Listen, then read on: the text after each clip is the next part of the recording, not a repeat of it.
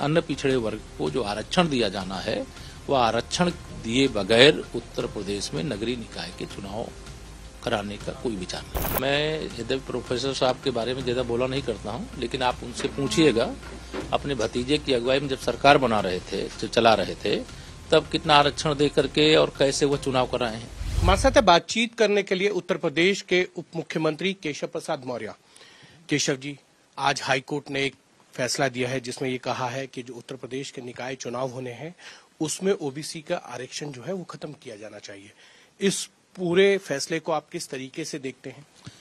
देखिए, हमारे जो सरकार के अधिवक्तागण हैं वह माननीय न्यायालय के द्वारा दिए गए आदेश की प्रति के साथ सरकार के वरिष्ठ अधिकारियों की उपस्थिति में बैठक करने के बाद पूरे आदेश का विस्तृत अध्ययन करके इस पर निर्णय लिया जाएगा। लेकिन एक बात मैं स्पष्ट करूंगा कि अन्य पिछड़ा वर्ग का जो आरक्षण है वो हम दे करके चुनाव समय से कराना चाहते थे, लेकिन समाजवादी पार्टी उसमें बाधा डालना चाहती थी।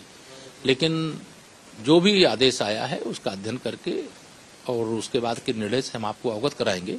लेकिन अन्य पिछड़े वर्ग को जो आरक्षण दिया जाना है वह आरक्षण दिए बगैर उत्तर प्रदेश में नगरीय निकाय के चुनाव कराने का कोई विचार नहीं। सर, लेकिन आपकी ही सहयोगी दल है, अपना दल, वो ये कह रही है कि अगर जरूरत पड़ी तो हम सुप्रीम कोर्ट का भी दरवाजा खटखटाएंगे ओबीसी आरक्षण को लेकर निकाय चुनाव। जो माननीय न्यायालय का आदेश प्रथम दृष्टया मैंने पूरा अध्ययन नहीं किया है, लेकिन जो मैंने देखा है उसमें सरकार के लिए ये ऑप्शन है जिसके कारण से चुनाव कराने पर रोक लगाई गई है।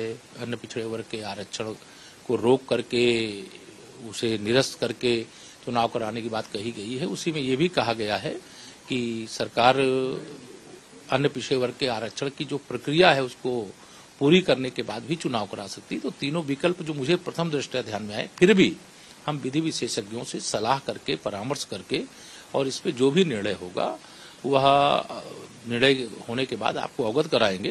लेकिन यह बात मैं बार बार स्पष्ट कर दूं कि अन्य पिछड़ा वर्ग का जो आरक्षण बनता है उत्तर प्रदेश के अंदर, उनको आरक्षण देने के बाद ही नगरीय निकाय विधानसभा के अंदर आपको प्रस्ताव क्यों ना पारित करना पड़े। नहीं, ऐसी जरूरत मुझे तो उस आदेश से प्रथम दृष्टया मैंने कहा भी ऐसा लगता है, लेकिन फिर भी अभी इस परामर्श के पश्चात अगर कुछ ऐसी जरूरत पड़ेगी तो उसको हम लोग देखेंगे। लेकिन अभी तक तो ये लग रहा है कि सरकार को यह विकल्प भी आदेश के क्रम में प्रस्तुत किया गया। सर, समाजवादी पार्टी के बड़े नेता हैं राम गोपाल यादव, वो ये कह रहे हैं कि ओबीसी के जो मंत्री हैं योगी सरकार में वो चुप क्यों हैं, उनके मुंह पे ताले पड़ गए हैं क्या? ओबीसी आरक्षण जब छीना जा रहा था उन्होंने सही तथ्य जो है कोर्ट के सामने नहीं रखे योगी सरकार ने, और ओबीसी के मंत्री चुपचाप हैं। मैं यद्यपि प्रोफेसर साहब के बारे में ज्यादा बोला नहीं करता हूं, लेकिन आप उनसे पूछिएगा अपने भतीजे की अगुवाई में जब सरकार बना रहे थे, जो चला रहे थे, तब कितना आरक्षण दे करके और कैसे वो चुनाव कराए हैं। जब उनकी सरकार थी तो भर्तियों में भ्रष्टाचार करके एक वर्ग विशेष, एक जाति विशेष को किस प्रकार से समर्थन कर रहे थे।